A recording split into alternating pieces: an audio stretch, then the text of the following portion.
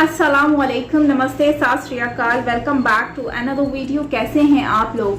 दोस्तों, आज हम जो वीडियो देखने वाले हैं बहुत इंटरेस्टिंग सा वीडियो है, क्योंकि इंजीनियर तो हमने अपनी दुनिया में बहुत सारे देखे हैं, मतलब अपनी ज़िंदगी में देखे हैं बहुत सारे, लेकिन इंजीनियर इन महाभारत में इंजीनियर और मिस्ट्री, मतलब हम देखेंगे कि भाई रामायण में आपने देखा है कि रावण की लंका और काफ़ी लोगों ने मतलब कि बनी है, और जब सीता माँ को लेकर जा रहे थे रावण की लंका से निकाल के, तो उस टाइम पर वो जिस चीज़ में लेके गए थे, मतलब इसके पीछे जो बनाने वालों का हाथ है वो कौन है बेसिकली, और किसके आइडियाज़ थे, वो आज की इस वीडियो में हम जानेंगे।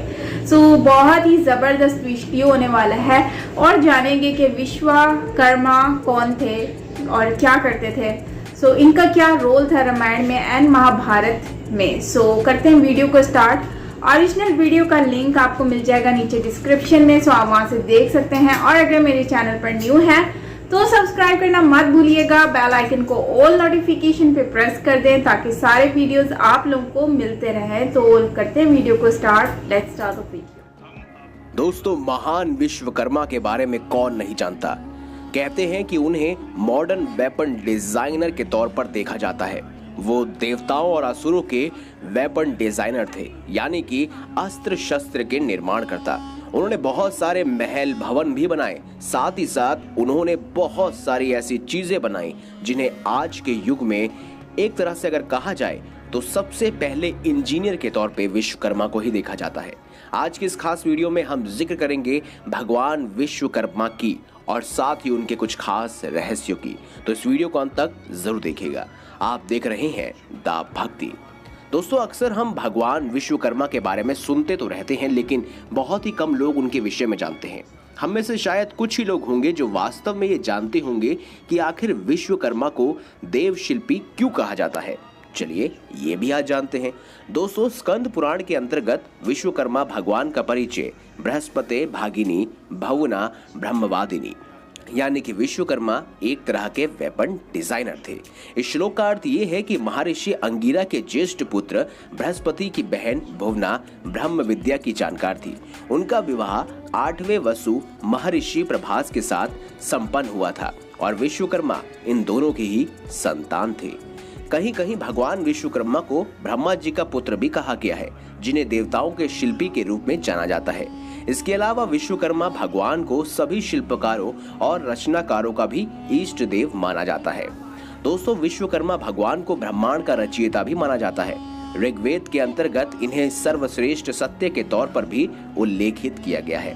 दोस्तों, भगवान विश्वकर्मा के किन किन स्थानों में उन्होंने कौन कौन से निर्माण किए, ये भी अब जानते हैं। वाल्मीकि रामायण के अनुसार रावण की सोने की खूबसूरत लंका का निर्माण स्वयं भगवान विश्वकर्मा ने किया था। वहीं पौराणिक दस्तावेजों के अनुसार माल्यवान, माली, सुमाली नामक 3 राक्षस भगवान विश्वकर्मा के पास गए और उन्होंने अपने लिए एक भव्य महल और राज्य का निर्माण करवाने के लिए कहा।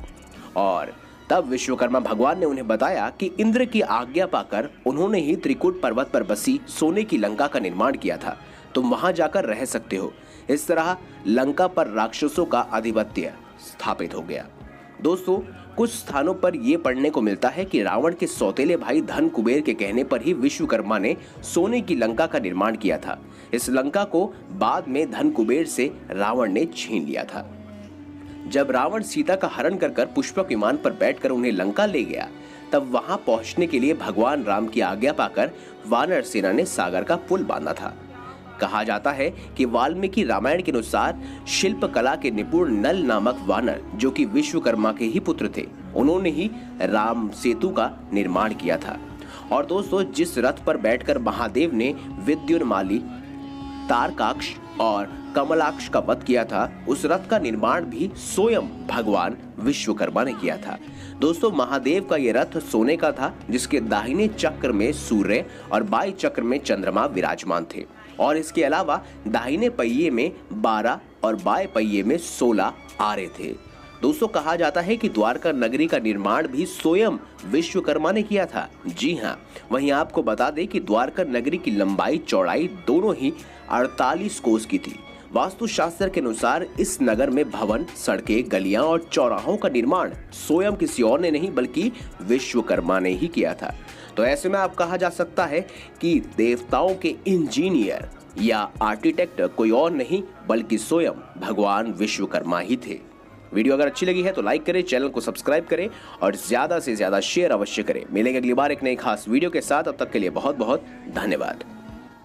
वैसे मैंने रावण की लंका जो है वो तो देखी है रामायण में, जब हमने उस पर रिएक्शन भी किया था तो आपको याद होगा काफी खूबसूरत तरीके से रावण की लंका जो है वो बनाई गई है। और कहते हैं कि भाई ये गोल्ड से बनी हुई लंका है, जो कि नो डाउट बहुत ही खूबसूरत बनाई गई है। और उसके साथ साथ अगर हम देखें तो ये लंका जो है, इस लंका में इन्होंने जो चीज़ें यूज़ की गई हैं, मतलब कि आर्किटेक्चर की अगर हम बात करें तो नो डाउट बहुत ही ज़बरदस्त आर्किटेक्चर बनाया गया। मतलब कि देखकर हम हैरान रह जाएंगे कि ये लंका जो है यार इतनी खूबसूरत और इतनी बड़ी लंका कैसे बनी गई है। और ना सिर्फ बाहर से देखकर इतनी खूबसूरत लगती है, अंदर भी उतनी ही आला किस्म की बनाई गई है। लेकिन इसके पीछे विश्वकर्मा का हाथ था, ये बिल्कुल मुझे नहीं आइडिया था।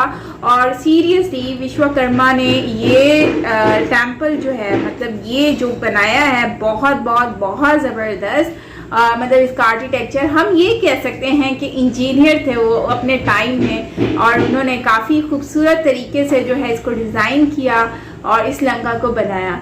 उसके बाद वो रथ जिसमें जो है वो सीता माँ को लेकर जाते हैं, वो भी कितनी खूबसूरत रथ थी। और इतनी खूबसूरत रथ जो है वो भी रावण जो है मतलब कि विश्वकर्मा जी ने बनाई। मतलब कि उस टाइम पर मतलब कि हम इतना कुछ डिफरेंट देखते हैं, जो कि ऐसी खूबसूरत और बारीकी से बनाई गई चीज़ें हैं जो हम सोचते हैं कि यार हम लोग तो समझते थे कि आज के दौर में ये सारी चीज़ें जो हैं वो बनती हैं, लेकिन एक्चुअली ये चीज़ें आज से नहीं पहले से ही बनती थी, और पहले बहुत ज़्यादा अच्छी बनती थी। अब वो उतना नहीं सफाई से बनती जितनी पहले बनती थी। और अगर हम टेम्पल भी देखें तो आप देखो टेम्पल किस तरह से बनाए हुए होते हैं। ओल्ड टेम्पल में और आज के टेम्पल में बहुत फ़र्क है। पहले के टेम्पल जो है, जो हज़ारों साल और 100 साल 200 300 400 साल पुराने टेम्पल है, उसमें आप देखें उसकी डिज़ाइनिंग कितनी खूबसूरत से की गई है, उसको खूबसूरती से बनाया गया है, बारीकी से काम किया गया है। और उस टाइम के जितना भी चीज़ें हुआ करती थी उनको भी डिज़ाइन किया जाता था, जो कि मुझे तो बहुत ही यूनिक लगा।